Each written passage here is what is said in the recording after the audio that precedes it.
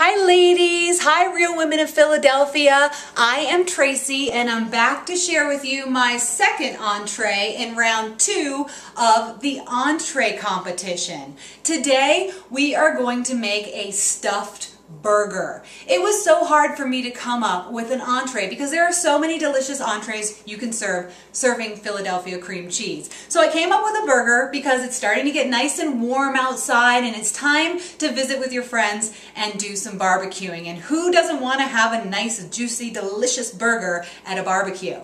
I know it's one of my favorite, and so this burger I call Burger Thyme. T-H-Y-M-E. And I spell it that way not because I'm a terrible speller, which, by the way, I am. I actually spelled the word Ohio incorrectly in a spelling bee as a child. That thought still haunts me today. So, being a bad speller and all, I am spelling this properly with Burger Thyme, T-H-Y-M-E, because we are going to use the herb thyme, which is a nice, fragrant herb. And what you do is you take the stick and you pull off the herb like this. And then you get a really, really nice little herb. So we're going to use this in the meat and we're also going to use this in the stuffing. Now the stuffing is made up of Philadelphia cream cheese and shiitake mushrooms. I chose shiitake mushrooms because I love mushroom burgers, but those mushrooms that are on top, they always fly all over the place and make a total mess. So by putting them inside, you're still getting the nice flavor, but you're not making such a mess. So shiitakes are a nice mushroom, but their stem is really meaty and tough. So you pull the stems off and you use about 8 shiitake mushrooms. We're going to make 4 burgers today.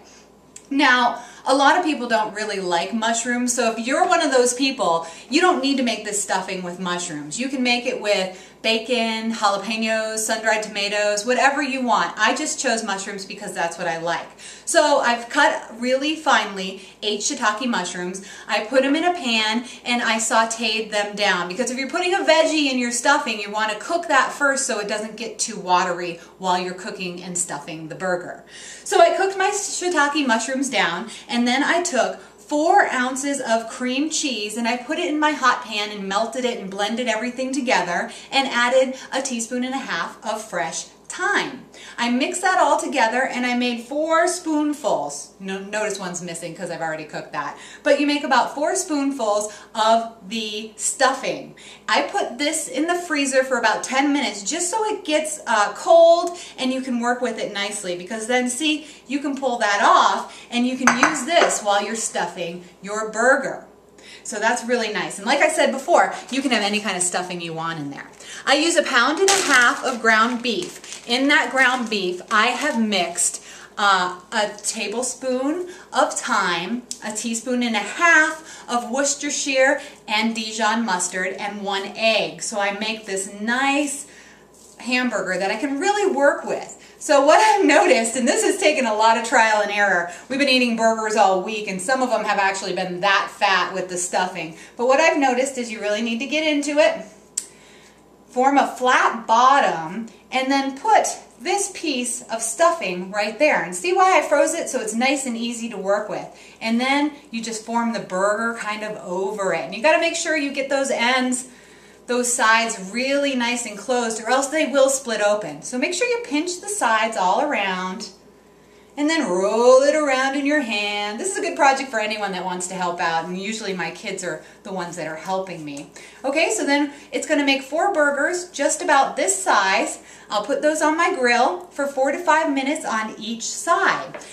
A burger is just not a burger if it doesn't have a good sauce and a nice little crunch to it. So I've made 2 different toppings for this stuffed burger. Now these are totally optional. If the stuffed burger is enough for you, go with it. Add some mustard, add some ketchup, do whatever you want. But if you're looking for a little more of a kick or maybe a little more gourmet style, I've got just the idea for you.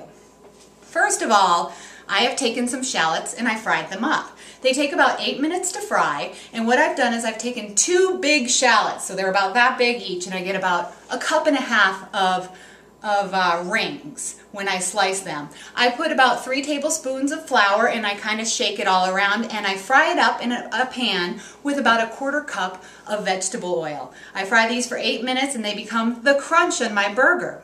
And then the second part of my sauce, now this is my favorite. I take the remaining 4 ounces of Philadelphia cream cheese, I put it in a pan, I take 2 chipotle peppers. And I buy the chipotles in this container because they're really easy. So you pull out 2 and dice them finely.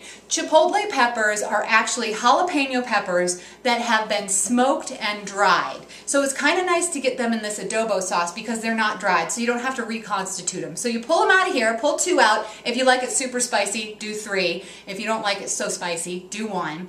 Pull 2 out, chop them finely, put a teaspoon and a half of lime juice and 2 tablespoons of honey, so it's a sweet and spicy sauce, and stir that all and cook it until it combines. And then you add that on top of your burger that's already stuffed, add some of the fried shallots, and you've got yourself a delicious tasting burger that I think all your friends will love. Now here's my burger. I'm going to show it to you. I've cut it in half so you can actually see the nice mushroom and cream cheese right there in the middle, and then you get your delicious sweet and spicy sauce on top and your crunchy shallots, and you've got yourself a delicious burger. It's burger time! Check it out!